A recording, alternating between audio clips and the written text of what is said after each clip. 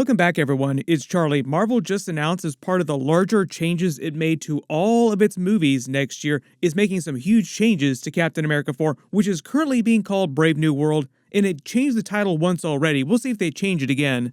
But apparently now they're reshooting massive portions of the movie, like way more than you would normally expect them to reshoot. And apparently it involves Kevin Feige removing an entire subplot and a bunch of characters from the movie. But here's the thing, we already saw footage of the scenes that they're going to delete, so we know a bunch of those characters that were going to be in the movie, what they would have been doing, so we'll break it all down. If you're brand new to the channel, be sure to subscribe to get all the videos. Obviously, most of the attention on the movie is them actually doing Red Hulk in the MCU with a version of Thunderbolt Ross played by Harrison Ford. But as part of Marvel sort of cleaning house and trying to get everything in order and actually release movies as good as they could possibly be, they just flat out delayed a lot of their movies till next year, except for Deadpool and Wolverine. What they actually did is they swapped places. Like Deadpool and Wolverine was originally supposed to come out later, but they moved it up to release it sooner because it finished filming so fast, and they were so confident that it was head and shoulders better than anything else that they had originally planned on releasing this year. They're just like, no, let's just push all that stuff to next year. We'll reshoot what we have to do. We'll fix whatever we need to fix, and we'll release Deadpool and Wolverine, the good movie. Which I'm totally cool with. Like, if they needed to reshoot, like fix a bunch of Captain America 4, then please do that. Like, just delay the movie however long you need to make it good. We were originally supposed to get Captain America 4 May of this year, just to give you an idea. They filmed the movie a long time ago. Normally they'd be done by now. Then it was announced Kevin Feige just was not happy with large portions of the movie, major action scenes that they'd filmed, and they just decided to completely reshoot those parts, meaning that an entire villain subgroup from the comics is almost wholesale getting removed. Maybe not everybody, but most of the characters. No idea if all those deleted scenes will hit the light of day. We've actually got some footage of them, but sometimes you hear about scenes that they filmed that never see the light of day.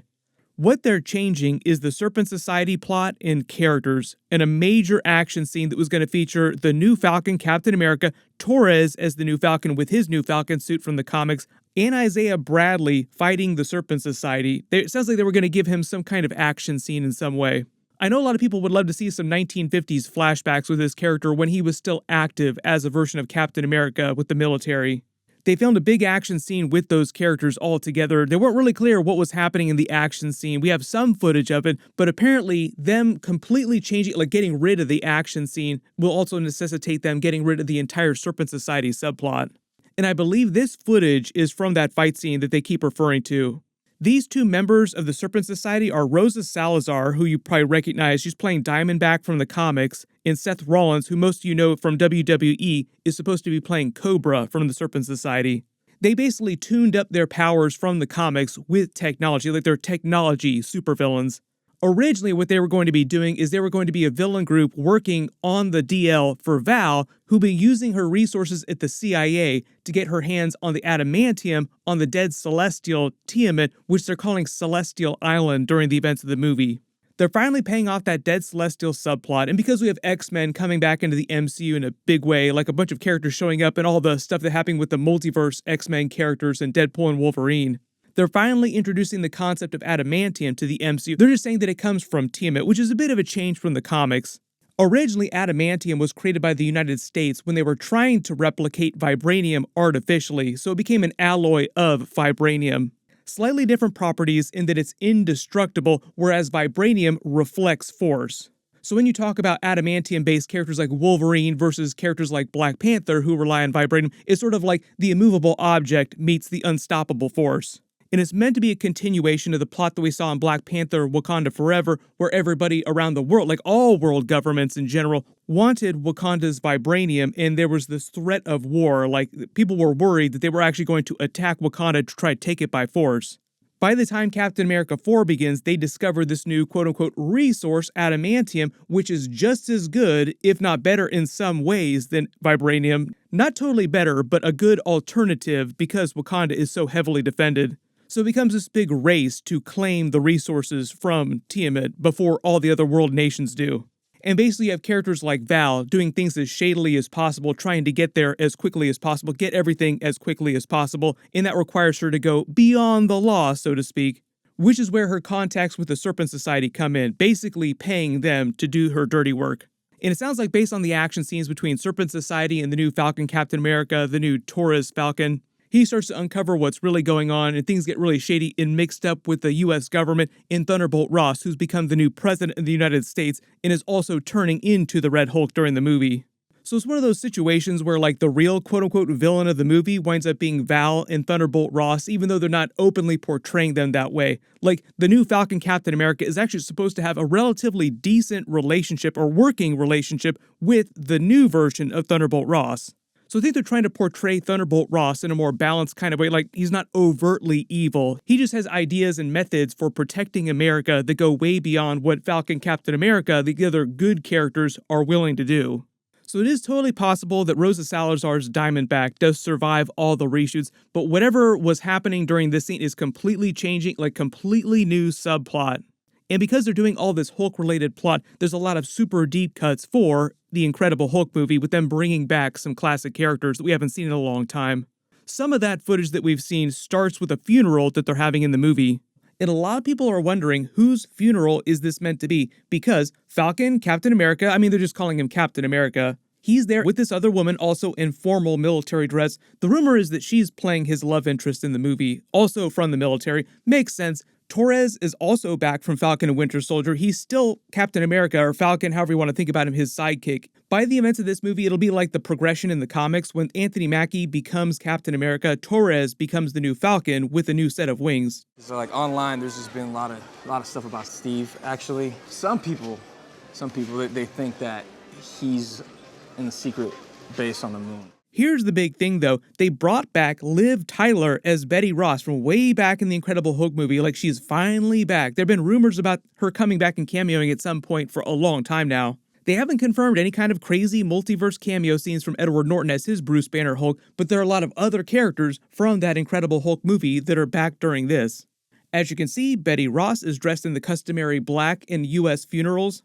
If you look around at the tombstones in the cemetery where they're at this funeral, there aren't any big Easter eggs on the tombstone names, but that doesn't really mean anything necessarily. Marvel will probably alter those tombstone names in post-production just to avoid spoilers. But here's the thing, this funeral they're at is probably for Thunderbolt Ross himself. There's a new scene of him on set, separate, like a completely different scene, wearing a regular dress suit, and if you didn't realize, they did recast Harrison Ford as Thunderbolt Ross. William Hurt passed away recently. Originally, it was going to be him in the movie, and the reason why they wanted to recast him instead of using a completely different character is because Thunderbolt Ross's character was so critical to the plot that they're doing, the overarching plot for all of Marvel Phase 5, like this whole Dark Reign era that they're doing in the MCU, because they wanted to turn Thunderbolt Ross into Red Hulk during this movie, and they didn't want to completely pivot and just turn Val into Red Hulk. Like, they have other plans for Val. God damn it, I want what's inside I am! Val's other alias in the comics is Madam Hydra, and she's critical to the villain storyline during the movie, though. Like, there's a lot of shady stuff going on in the background. She's kind of a villain in the same way that Sharon Carter is a villain. Like, characters that don't actually have superpowers, just work with technology or wield enormous political influence. So what I think is actually going on in this funeral scene that they're filming is that Val and Thunderbolt Ross are pretending like Thunderbolt Ross dies during the movie and using that as an excuse so the public will stop thinking about him. Like, it'll be a great tragedy and they'll use it to their advantage. But they use this to fool all the heroes like Anthony Mackie's Captain America as well, so that everyone thinks that he's dead and stops worrying about him. And while that's happening, Val uses the Weapons Plus program, and the leader character, who's also back from Incredible Hulk, you notice he's green now like he is in the comics. You can see Tim Blake Nelson getting ready for another scene here. His hands are painted green because they're just doing the rest of the green for his body and motion capture, his larger head, the visual effects, so he doesn't have to wear a giant rubber head around on set. You also notice that his shade of green will be a little bit different from the Hulk's, just to differentiate all the different characters with gamma powers. Val's going to use him to turn Thunderbolt Ross into the Red Hulk because this whole thing Incredible Hulk was experimenting with the Hulk's blood. No, test subjects? What test subjects? Come with me. You didn't send me much to work with, so I had to concentrate it and make more. This is potentially Olympian. This gamma technology has limitless applications. They even used She-Hulk to tease Red Hulk. And the reason why they weren't worried about Harrison Ford being so old when they recast him, like, he's played US presidents before, so obviously he's good for a role like that. But when it comes to all the action, like the big fight scenes, you have to remember that he's going to be motion capture Red Hulk for most of the movie, so they can do all the crazy Hulk versus Red Hulk Red Hulk versus other characters like Red Hulk versus Captain America fights, and it's no big deal. The one person we haven't actually seen on set yet is Mark Ruffalo's regular Bruce Banner Hulk, and a lot of the plot is revolving around him. And he's been worried about this Red Hulk type of twist for a long time now. He spoke about that at length during She-Hulk, like we have to destroy all blood samples of us so that nobody can use our powers for evil. Also, by the events of the movie, Thunderbolt Ross is supposed to have become US president.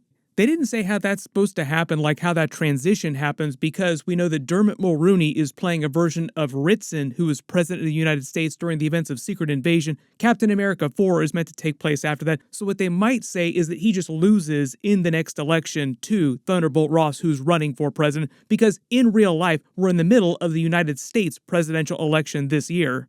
What they'll probably do is wait till the very end of this year to release the first real big Captain America 4 trailer, so as soon as we start getting some actual footage, I'll do some more videos for the movie.